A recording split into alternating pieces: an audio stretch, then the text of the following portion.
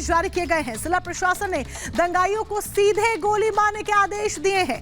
हिंसा के बाद हल्द्वानी में आज स्कूल कॉलेजेस बंद रहने वाले हैं। अवैध मजार और मदरसे पर बुलडोजर एक्शन के बाद उपद्रवियों ने हिंसा की है। अतिक्रमण हटाने पर हिंसा हुई है। तो उत्तराखंड का हल्द्वानी हिंसा की आग में इस वक्त जलता हुआ नजर आ रहा है। जहां पर हिंसा की आग में जल रहा है, पुलिस पर बकायदा पथराव किया जाता है। तो दूसरी तरफ ये आपको बता दें कि अतिक्रमण हटाने के लिए प्रशासनिक टीम गई हुई थी, तभी ये हिंसा भड़कती है।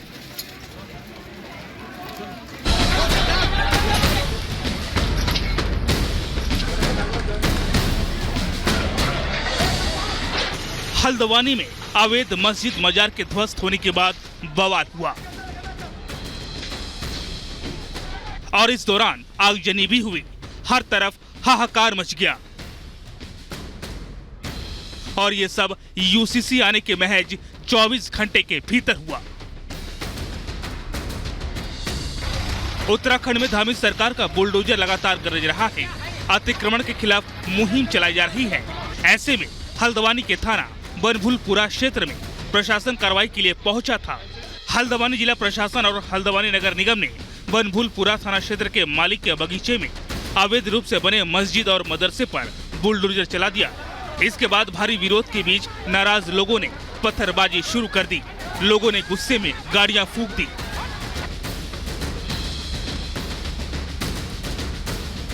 फिलहाल पुलिस ने पूरे इलाके को चारों तरफ से सील कर दिया है। उपद्रवियों की पहचान की जा रही है। हम लोग के पास इस पूरे घटनाक्रम की डिटेल अलग अलग जगह पे जो इसमें उपद्रव किया गया है उसकी सारी फुटेज है और आने वाले इस घटना को माननीय मुख्यमंत्री जी द्वारा, राज्य सरकार द्वारा बहुत गंभीरता से लिया गया है और आने वाले दिनों में जो भी उपद्रवी तत्व इस घटना के पीछे थे उनको चिन्हित किया जाएगा और उनके खिलाफ सख्त से सख्त कार्रवाई की जाएगी। दंगाई इतने उग्र हो गए कि इलाके में सरकारी सार्वजनिक संपत्ति को तहस नहस कर दिया। इन तस्वीरों को देखिए, कैसे गाड़ियां जल रही हैं, धू धू कर वाहन जलते रहे और शहर में अराजकता का माहौल बन गया। हल्द्वानी में हुई हिंसा में कई पुलिसकर्मी भी घायल हुए। एक महिला पुलिसकर्मी ने हिंसा की आंखों देखी रिपब्लिक भारत से साझा की। हर जगह से, हर गलियों से, हर जगह से पथराव हो रहे थे वहाँ पे। तो हर गली से, छतों से भी, घरों नीचे से भी, क्योंकि गलियाँ घेर ली थी उन लोगों ने, चारों तरफ से गलियाँ भी घेर ली थी, छतों से भी आ रहे थे। बहुत लगी, बहुत ज़्यादा। बोतलें फूकी, ईंट और रास्ते में जो है जाम लगा दिया था। बड़ी मुश्किल से, मतलब गिरते पड़ते आए हम लोग। हल्द्वानी में हंगामे की अब ये तस्वीर देखिए, कैसे उपद्रवी बवाल कर रहे हैं। पुलिस टीम पर पत्थरबाजी हो रही है। अफरा तफरी के माहौल में सुरक्षा बलों पर जानलेवा हमले हुए, जिसकी गवाही अस्पताल में ये तस्वीरें भी दे रही हैं। कई पुलिस वाले और कर्मचारी घायल हुए हैं, जिनका इलाज चल रहा है। बनभूलपुरा में हुए हंगामे को देखते हुए नौनिहाल और स्कूली बच्चों की सुरक्षा को लेकर सभी सरकारी और निजी स्कूल और आंगनबाड़ी केंद्रों को बंद कर दिया गया है। उत्तराखंड में ये बवाल यूनिफॉर्म सिविल कोड आने के बाद हुआ, क्योंकि एक दिन पहले ही यूसीसी बिल विधानसभा से पास हुआ था, जिसका विरोध भी हो रहा था। ऐसे में अगले ही दिन सरकारी जमीन से कब्जा हटाने के लिए पहुंची टीम को टारगेट कर दिया, जिसके बाद धामी सरकार एक्शन में आई और सीएम ने हाई लेवल मीटिंग कर दंगाइयों को देखते ही गोली मारने का आदेश दे दिए। उपद्रव करने वाले पर सख्त कार्रवाई के निर्देश दिए और इलाके में कर्फ्यू लगा दिया गया है।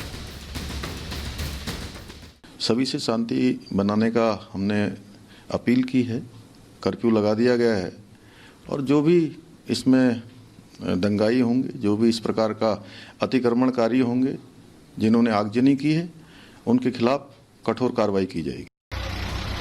प्रशासन का कहना है कि उन्होंने मस्जिद और मदरसा संचालक को पहले नोटिस भेजा था, लेकिन उन्होंने नोटिस के बाद भी मस्जिद और मदरसे के कोई दस्तावेज नहीं दिखाए, जिसके बाद ये कार्रवाई की गई।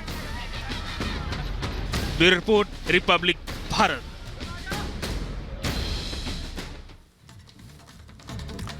और चलिए अब बात करते हैं पाकिस्तान में हुए आम चुनाव की, जहां पर आम चुनाव हुए, वोटिंग के बाद अब वोटों की गिनती जारी है। पूर्व प्रधानमंत्री नवाज शरीफ की पार्टी PMLN 44 सीटों से ज्यादा पर आगे चल रही है। तो वहीं जरदारी की बात करें तो जरदारी की पाकिस्तान पीपल्स पार्टी 28 सीटों पर आगे चल रही है। लेकिन यहां पर हैरान करने वाला आंकड़ा इमरान समर्थक उम्मीदवारों का सामने आया है। पूरे पाकिस्तान पर PTI समर्थित 125 निर्दलीय उम्मीदवार आगे चल रहे हैं। रिपोर्ट देखिए।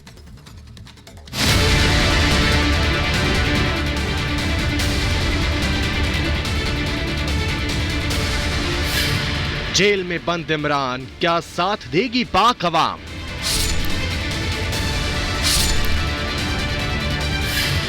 मोबाइल इंटरनेट सब बंद, कैसे जीतेगा लोकतंत्र?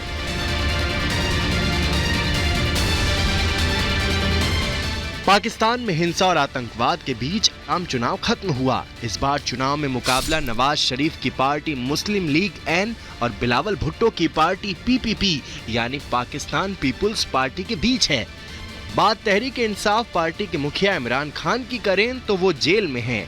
आज हुए चुनावी मतदान के लिए 26 करोड़ बैलेट पेपर छापे गए, जबकि नई सरकार चुनने के लिए कुल 22 करोड़ की जनसंख्या में से 12.69 करोड़ मतदाता नई सरकार चुनने के लिए अपने मताधिकार का प्रयोग किए। एक तरफ जहां पाकिस्तान में आम चुनाव हो रहे थे तो दूसरी तरफ अफगानिस्तान की सीमा से लगे पाकिस्तान के अशांत खैबर पख्तूनख्वा प्रांत में चुनाव सुरक्षा के लिए तैनात पुलिस कर्मियों के वाहन पर अज्ञात बंदूकधारियों ने हमला कर दिया। इस हमले में 4 पुलिसकर्मी मारे गए और 6 अन्य घायल हो गए। आपको बता दें कि मतदान सुबह 8:30 बजे शुरू हुआ और शाम करीब 5:30 बजे तक चला। पाकिस्तान के चुनाव आयोग ने कहा है आधिकारिक नतीजे 9 फरवरी को घोषित हो सकते हैं। पाकिस्तान की नेशनल असेंबली में कुल 336 सीटें हैं, जिनमें 266 सीटों पर मतदान हुआ है। इनमें महिलाओं के लिए 60 सीट आरक्षित की गई हैं, जबकि गैर मुस्लिमों के लिए 10 सीट आरक्षित है। इस बार मैदान में कुल 5121 उम्मीदवार हैं, जिनके लिए बैलेट पेपर से मतदान हुए। भले ही पाकिस्तान में आम चुनाव हो रहे हैं, लेकिन पाक के आम चुनाव में इस बार कई आतंकी उम्मीदवार भी है। इस बार हाफिज सईद का बेटा तलहा सईद भी चुनाव के मैदान में उतरा है। हाफिज सईद का दामाद हाफिज नेक गुज्जर भी है। साथ ही अमेरिका से प्रतिबंधित मोहम्मद फैयाज अहमद, फैजल नदीम, मोहम्मद हारिस डार और मुजम्मल इकबाल भी चुनावी मैदान में अपनी किस्मत आजमा रहे हैं। साल 2018 में नेशनल असेंबली चुनाव में इमरान खान की पार्टी PTI सबसे बड़ी पार्टी बनकर उभरी थी और 149 सीटों पर जीत दर्ज की थी। हालांकि पार्टी पूर्ण बहुमत हासिल नहीं कर पाई थी। बाद में PTI ने छोटे दलों के साथ गठबंधन करके सरकार बनाई थी और इमरान खान प्रधानमंत्री बने थे, जबकि नवाज शरीफ की पार्टी PMLN ने 82 सीटों पर जीत दर्ज की थी। बिलावल भुट्टो की पार्टी PPP के खाते में 54 सीटें गई थीं। पाकिस्तान में कौन सी पार्टी सरकार बनाएगी, कौन प्रधानमंत्री बनेगा, इसको लेकर कयास लगाए जा रहे हैं। लेकिन इस बीच एक रिपोर्ट सामने आई है। रिपोर्ट के मुताबिक नवाज शरीफ की पार्टी पाकिस्तान मुस्लिम लीग नवाज सबसे बड़ी पार्टी बन सकती है। दूसरे नंबर पर बिलावल भुट्टो की पार्टी PPP के रहने की उम्मीद है। तीसरे नंबर पर इमरान खान की पार्टी PTI समर्थित उम्मीदवारों के जीतने की संभावना है। रिपोर्ट के मुताबिक PMLN को 115 से 132 सीटें मिल सकती हैं, जबकि PPP को 35 से 40 सीटें मिल सकती हैं। इस रिपोर्ट के मुताबिक 23 से 29 PTI समर्थित उम्मीदवार भी चुनाव जीत सकते हैं।